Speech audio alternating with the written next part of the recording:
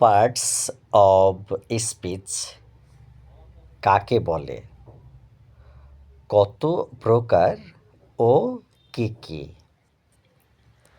Parts of speech হল অর্থ হচ্ছে সেন্টেন্স বা বাক্যের অংশ সমূহ।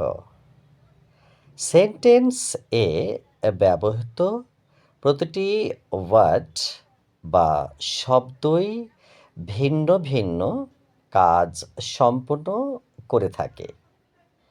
এসব কাজ অনুযায়ী সেন্টেন্সকে যে সব ভাগে ভাগ করা হয় সেগুলোকে পার্টস অব স্পিচ বা ওয়ার্ড ক্লাসেস বলে।